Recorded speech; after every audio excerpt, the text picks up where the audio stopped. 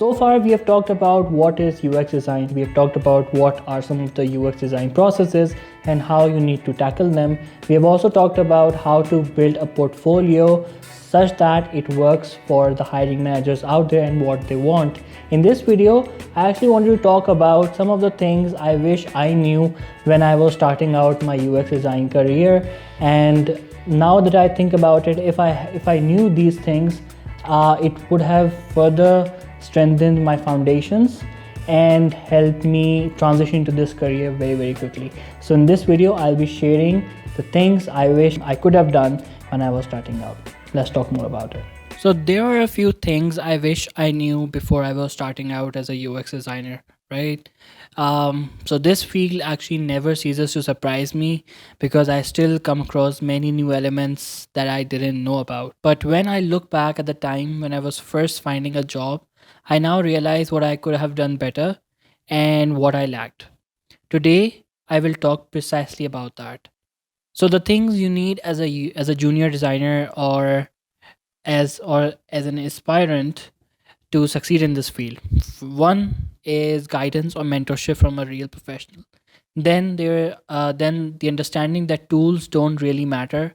Then your design thinking is everything.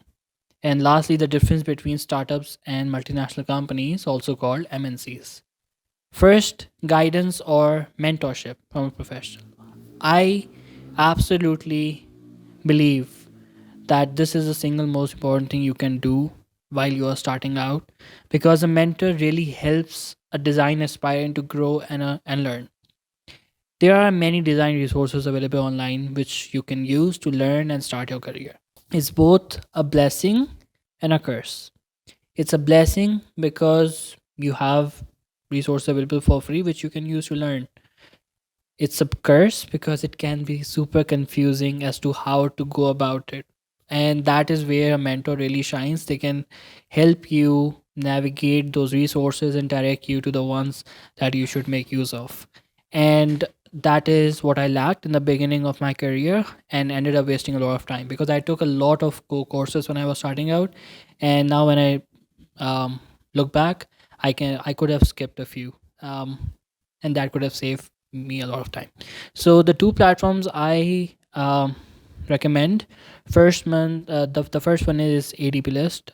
Definitely the best choice there out there to use for mentorship from people who are working in big tech and some many popular good companies with good design teams. Then we have LinkedIn. Again, super popular choice. Connect with people, talk to them, interact with their posts, reach out to them via DMs, ask them for about 15 minutes of their time, and they are very happy to talk to you. I've reached out to a few people using that platform and it has worked. Then tools don't really matter. I gave a lot of emphasis on software when I was starting out. I learned a lot of tools from Photoshop to Illustrator, you name it. In my resume, I had a lot of tools in my skill set section for this reason. But were they enough to score me a job? No, because in the job I realized that if you know one tool really well, you can learn any other tool in a very short amount of time. So when I was starting out, Adobe XD was actually very popular. Figma was still in its very early stages, and I knew Adobe XD quite well. But I spent a lot of time learning other tools like Sketch and Xura RP and all. So when I got the first job, they used to use Figma. And as you know now, Figma and Adobe XD they are quite similar in terms of normal experience. So it didn't take me a long time to transition. So I have this is my second learning. Just focus on one tool, learn it really well, and then you will be able to learn any other tool in a very short span of time. The third point is your design thinking is everything. Now, I'm this design thinking is not the design process we talked about earlier in our previous video. This is essentially how you think about design. What is your thought process when you're solving a problem? And this is something that you should practice, master, and structure more rather than your tools. Because you can learn 100 tools, but if you don't know how you are going to go about solving a problem, those tools would not matter, because tools are just a way to transfer your ideas into something tangible, like which are the screens and UI and flows.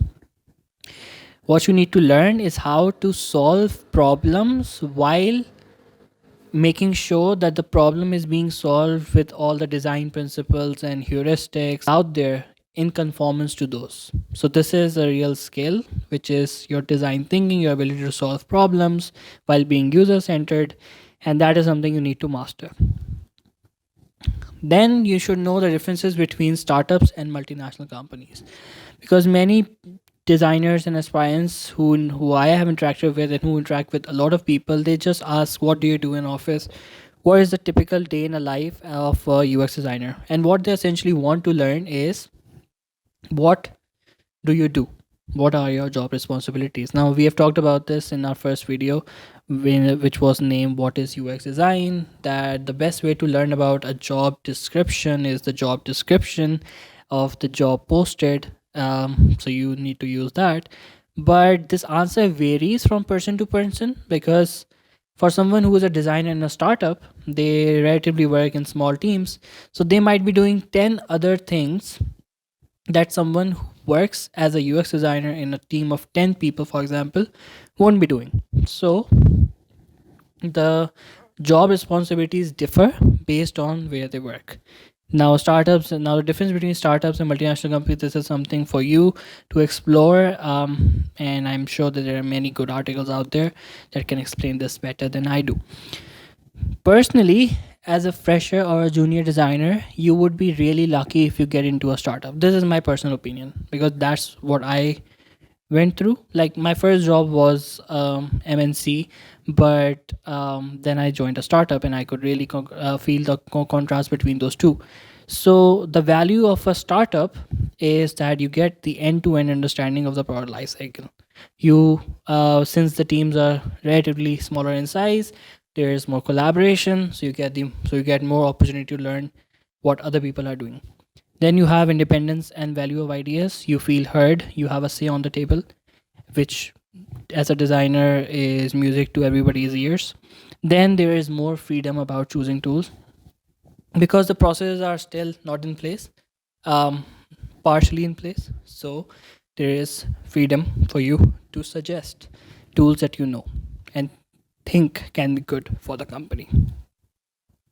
And that was all I wanted to talk about. And I wish I knew these things when I was starting out, because as a starting out UX designer, if you know these things, your path forward would be much easier to navigate. And subscribe to stay updated. I have a lot in the works. And follow on Instagram at shazibkazmi.design. So I hope this video was helpful, and if you liked what you heard, a subscribe to the channel would be superb. And stay tuned, so because I'll be posting a lot more on this channel, and I'm actually making a free UX design course in the upcoming weeks, which would be superb for beginners in this industry, because there's so much on the internet nowadays. I want to clear the noise and create one playlist here, which will be enough to help you get started. So if you want to watch those videos, subscribe and follow me on Instagram. Thanks. I'll see you soon.